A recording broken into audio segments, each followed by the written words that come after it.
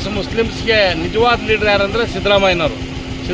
ತಾಯಿಗೆ ದ್ರೋಹ ಮಾಡ್ತಕ್ಕಂಥವ್ರಿಗೆ ಶಿಕ್ಷೆ ಆಗದೆ ಹೋದರೆ ಪಕ್ಷದಲ್ಲಿ ಒಂದು ನಿಜವಾದ ಪ್ರಾಮಾಣಿಕೆಯಿಂದ ದುಡಿತಕ್ಕಂಥವ್ರಿಗೆ ಬೆಲೆ ಇರಲ್ಲ. ಪೂರ್ವಕ್ಕೆ ಹುಟ್ಟೋದು ಎಷ್ಟು ಸತ್ಯನೋ ಸಮರ್ಥ ಶಾಮನೂರು ಗೆಲ್ಲೋದು ಅಷ್ಟೇ ಸತ್ಯ. ಯಾವುದೇ ಕಾರಣಕ್ಕೂ ನಮ್ಮ ಕಾಂಗ್ರೆಸ್ ಗೆಲುವು ಯಾರೂ ತಡೆಯೋಕ್ಕಾಗಲ್ಲ. ಕೆಲವು ಪಕ್ಷದ್ರೋಹಿಗಳು ತೊಂದರೆ ಮಾಡಿರೋದು ಸಹಜ. ಅದಕ್ಕಾಗಿ ಸಲೀಂ ಅಹ್ಮದ್ರವರು, ರಿಜ್ವಾನ್ರವರು ಪ್ರೆಸ್ ಮೀಟ್ ಮಾಡಿ ಬೆಂಗಳೂರಲ್ಲಿ ಹೇಳಿರ್ತಕ್ಕಂಥ ಮಾತುಗಳು ಸತ್ಯವಾಗಿದ್ದಾವೆ. ಇವತ್ತು ಕಾಂಗ್ರೆಸ್ನ ಭದ್ರಕೋಟೆ 75 ವರ್ಷದ ಇತಿಹಾಸದಲ್ಲಿ BJP ಈ ಕಡೆ ಹತ್ರನೂ ಬರೋಕ್ಕಾಗಿಲ್ಲ. ಯಾವಾಗ ನೋಡಿದ್ರು 40,000, 27,000, 15,000 ಈ ಲೀಡಲ್ಲಿ BJP ಸೋತಿದೆ. ಈಗಲೂ ಸಹ ನಾನು ಹೇಳ್ತೇನೆ, BJPಗೆ ಸೋಲು ಶತಸಿದ್ಧ, ಕಾಂಗ್ರೆಸ್ಸು ಗೆಲುವು ಶತಸಿದ್ಧ. ಯಾವುದೇ ಕಾರಣಕ್ಕೆ ಕಾಂಗ್ರೆಸ್ ಪಕ್ಷದ ಗೆಲುವನ್ನು ಯಾರು ಏನೇ ಷಡ್ಯಂತ್ರ ಮಾಡಿದರೂ ಸೋಲ್ಸೋಕ್ಕಾಗಲ್ಲ. ಶಾಮನೂರು ಶಿವಶಂಕರಪ್ಪನವರು ಅವ್ರು ಮಾಡಿರ್ತಕ್ಕಂಥ ಕೆಲಸಗಳು ಜನರ ಕಣ್ಣು ಮುಂದಿದೆ. ಮಲ್ಲಿಕಾರ್ಜುನರವ್ರು ಮಂತ್ರಿಗಳಾಗಿ ಕೆಲಸ ಮಾಡಿದ್ದಾರೆ. ಸಿದ್ದರಾಮಯ್ಯನವರ 5 ಗ್ಯಾರಂಟಿ ಪಡೆದಿರ್ತಕ್ಕಂಥ ಜನಗಳು ಖಂಡಿತವಾಗಲೂ ಸಿದ್ದರಾಮಯ್ಯನವ್ರನ್ನ ಕೈ ಬಿಡೋದಿಲ್ಲ. DK ಶಿವಕುಮಾರ್ ಅವರು ಸಮೇತ ಪಕ್ಷದ ಸಂಘಟನೆಯನ್ನು ಚೆನ್ನಾಗಿ ಮಾಡಿದ್ದಾರೆ. ಯಾವುದೇ ಕಾರಣಕ್ಕೂ ಪಕ್ಷ ಯಾರೂ ಸೋಲ್ಸೋಕ್ಕಾಗಲ್ಲ. ಷಡ್ಯಂತ್ರ ಮಾಡಿದ್ದಾರೆ. ಅವರು ಕಾಂಗ್ರೆಸ್ ಸೋಲಿಸುವಷ್ಟು ಶಕ್ತಿಯುತವಾಗಿಲ್ಲ. ಇವತ್ತು ಏನು ಒಂದು 10-20 ಓಟು, ಒಂದು 10,000 ಓಟು ಅವರು ತೆಗೆದುಕೊಂಡಿದ್ರೆ, SDPIನವರು ಮತ್ತೊಬ್ಬರು ಇಂಡಿಪೆಂಡೆಂಟ್ ಏನಾರು 10,000 ಓಟ್ ತೆಗೆದುಕೊಂಡ್ರೆ ಅದೇ ದೊಡ್ಡದು. ಇವತ್ತು ಕಾಂಗ್ರೆಸ್ ಪಕ್ಷ 100ಕ್ಕೆ 100ರಷ್ಟು ಗೆಲುವು ಸಾಧಿಸುತ್ತೆ. ಅದು ಯಾರೂ ತಡೆಯೋಕ್ಕಾಗಲ್ಲ ಕಾಂಗ್ರೆಸ್ಸು ಗೆಲುವಿನ ಓಟವನ್ನು. ಇವತ್ತು ನಮ್ಮ ಸಿದ್ದರಾಮಯ್ಯನವರು ಮಾಡಿರ್ತಕ್ಕಂಥ, ಆಮೇಲೆ ಅಲ್ಪಸಂಖ್ಯಾತರ ಲೀಡರ್ ಅಂತ ಕೆಲವರು ಪೋಸ್ ಕೊಡ್ತಾರೆ. ನಿಜವಾದ ಅಲ್ಪಸಂಖ್ಯಾತರ ಹಿತ ಬಯಸ್ತಕ್ಕಂಥವ್ರು ಮೈನಾರಿಟೀಸ್ ಮುಸ್ಲಿಮ್ಸ್ಗೆ ನಿಜವಾದ ಲೀಡರ್ ಯಾರಂದರೆ ಸಿದ್ದರಾಮಯ್ಯನವರು. ಸಿದ್ದರಾಮಯ್ಯನವ್ರ ಮೇಲಿರ್ತಕ್ಕಂಥ ಪ್ರೀತಿ ಗೌರವದಿಂದ ಮುಸ್ಲಿಂ ಜನಾಂಗದವರು ಇವತ್ತು ಓಟ್ ಹಾಕಿದ್ದಾರೆ. ಶಾಮನೂರು ಶಿವಶಂಕರಪ್ಪನವ್ರ ಮೇಲೆ ಇಟ್ಟಿರ್ತಕ್ಕಂಥ ಗೌರವದಿಂದ, ಮಲ್ಲಿಕಾರ್ಜುನರವ್ರು ಮಾಡಿರ್ತಕ್ಕಂಥ ಕೆಲಸದ ಮೇಲೆ ಇಟ್ಟಿರ್ತಕ್ಕಂಥ ಗೌರವದಿಂದ 100ಕ್ಕೆ 100 ಇವತ್ತು ಕಾಂಗ್ರೆಸ್ ಗೆದ್ದೇ ಗೆಲ್ಲುತ್ತೆ. ಅದನ್ನು ಯಾರೂ ತಡೆಯೋಕ್ಕಾಗಲ್ಲ. ಅಂದರೆ ಮೇ 4 ಚುನಾವಣೆ ರಿಸಲ್ಟ್ ಇದೆ. ಆ ರಿಸಲ್ಟ್ ಬರೋವರೆಗೂ ಹೂವಾಪಗಳು ಮಾತನಾಡ್ತಾನೆ ಇರ್ತಾರೆ. ಜನ ಮಾತಾಡ್ತಿರ್ತಾರೆ. ಆದರೆ ನಾನು ಹೇಳ್ತೀನಿ, ಸೂರ್ಯ ಹುಟ್ಟೋದು ಎಷ್ಟು ಸತ್ಯನೋ ಅಷ್ಟು ರಿಸಲ್ಟ್ ನಮಗೆ ನಿಖರವಾಗಿ ಬರುತ್ತೆ.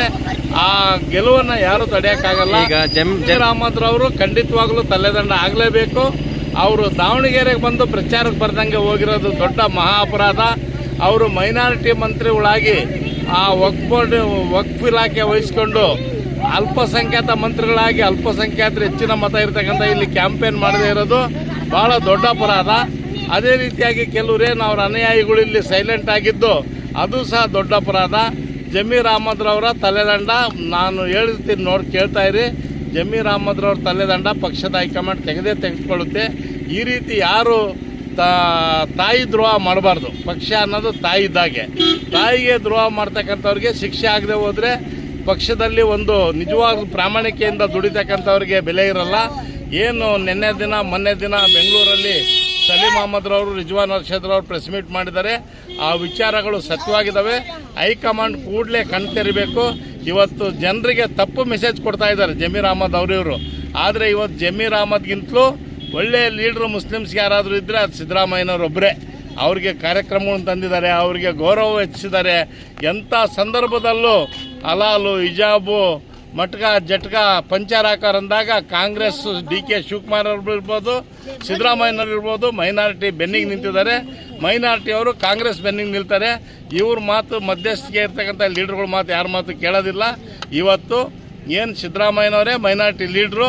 ಮುಂದೆ ಸಹ ನಮ್ಮ ಕಾಂಗ್ರೆಸ್ ದಾವಣಗೆರೆ ಸೌತಲ್ಲಿ ನಾವು ಗೆಲ್ತೀವಿ. ಇವತ್ತು ಗೆದ್ದೇ ಗೆಲ್ತೀವಿ. ರಿಸಲ್ಟ್ ಬಂದಾಗ 4ನೇ ತಾರೀಕು ತಾವು ನೋಡಿ, 100ಕ್ಕೆ 200ರಷ್ಟು ಕಾಂಗ್ರೆಸ್ ಪಕ್ಷದ ಗೆಲುವು ಖಚಿತ. ಯಾರಾದರೂ ಮಾತಾಡ್ತಾರೆ 4 ಓಟ್ ಕ್ರಾಸ್ ಆಗಿರ್ಬೋದು, ಅಲ್ಲಿದ್ದ ನಮ್ಮ ಸೋಲಂತಲ್ಲ. 4 ಓಟ್ ಹೋಗಿದ್ರೆ ಬೇರೆ ಕಡೆಯಿಂದ ನಮ್ಮ 4 ಓಟ್ ಬಂದಿದೆ ಈ ಸಾರಿ. ಆ ದೃಷ್ಟಿಯಿಂದ 25,000 ಮತಗಳ ಅಂತರದಿಂದ ಕಾಂಗ್ರೆಸ್ ಪಕ್ಷ ಇಲ್ಲಿ ಗೆದ್ದೇ ಗೆಲ್ಲುತ್ತೆ. ಏನು 5-10 ಸಾವಿರ ಓಟ್ ಹೋದರೆ ಅದರಿಂದ ನಮಗೇನು ಕೆಟ್ಟದಾಗಲ್ಲ.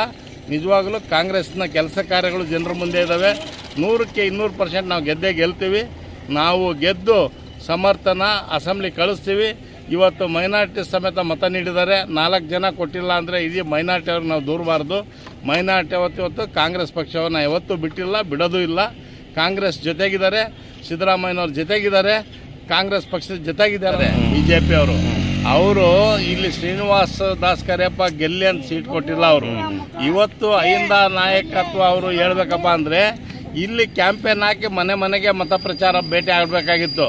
ಅವರು ಕಾಟಾಚಾರಕ್ಕೆ ಬಂದರು, ಒಂದು ಪ್ರೆಸ್ ಮೀಟ್ ಮಾಡ್ರು, ಹೋದ್ರು ವಿಜೇಂದ್ರ ಯಡಿಯೂರಪ್ಪನವರು. ಇವತ್ತು ಕಾಟಾಚಾರದ ಕೆಲಸ ಮಾಡೋದ್ರಿಂದ BJP ಗೆಲುವಾಗೋದಿಲ್ಲ. ಇವತ್ತು ಕ್ಯಾಂಡಿಡೇಟ್ಗೆ ಕಾಂಗ್ರೆಸ್ ಪಕ್ಷ, ನಮ್ಮ ಕಾಂಗ್ರೆಸ್ಗೆ ಇವತ್ತು ಸೋಲಿಸ್ತಕ್ಕಂಥ ಒಂದು ಶಕ್ತಿ ಇಲ್ಲ ಅವ್ರ ಪಾಪ. ಅವ್ರ ಬಗ್ಗೆ ನಾನು ದೂರೋದಿಲ್ಲ. ಕ್ಯಾಂಡಿಡೇಟ್ ಬಗ್ಗೆ ಒಳ್ಳೆ ವ್ಯಕ್ತಿ ಅವರು. ಶ್ರೀನಿವಾಸ್ ದಾಸ್ ಕರಿಯಪ್ಪ ನನಗೂ ಸ್ನೇಹಿತನೇ, ಕ್ಯಾಂಡಿಡೇಟ್ ಒಳ್ಳೆಯವರೇ. ಆದರೆ BJP ಅವರು ಆ ಪ್ರಮಾಣದಲ್ಲಿ ಏನು ಹಿಂದೆ ಅಭ್ಯರ್ಥಿಗಳಾಗಿದ್ರೆ ಅವ್ರು ಯಾರೂ ಕಷ್ಟಪಟ್ಟು ಪ್ರಾಮಾಣಿಕವಾಗಿ ದುಡಿದಿಲ್ಲ. ಶ್ರೀನಿವಾಸ್ ದಾಸ್ ಕರಿಯಪ್ಪ ಗೆದ್ದೋಗ್ಬಿಟ್ರೆ ಇವ್ರಿಗೆಲ್ಲ ಐತೆ ಮುಂದೆ ಜಾಗ. ಹಂಗಾಗ್ಬಿಟ್ಟು ಇವ್ರ ಕೆಲಸದ ಬಗ್ಗೆ ನನಗೆ ನಂಬಿಕೆ ಇಲ್ಲ. ಇವತ್ತು ಕಾಂಗ್ರೆಸ್ ಪಕ್ಷದ ಗೆಲುವನ್ನ ಯಾರೂ ತಡೆಯೋಕ್ಕಾಗಲ್ಲ. ಯಾರು ಕ್ಯಾಂಡಿಡೇಟ್ ಆದರೂ ಕಾಂಗ್ರೆಸ್ ದಕ್ಷಿಣದಲ್ಲಿ 75 ವರ್ಷದ ಇತಿಹಾಸ ಇಟ್ಟಿದ್ದೀನಿ. ಎಂದೂ ಕಾಂಗ್ರೆಸ್ ಸೋತಿಲ್ಲ, ಮುಂದೆನೂ ಸೋಲೋದಿಲ್ಲ.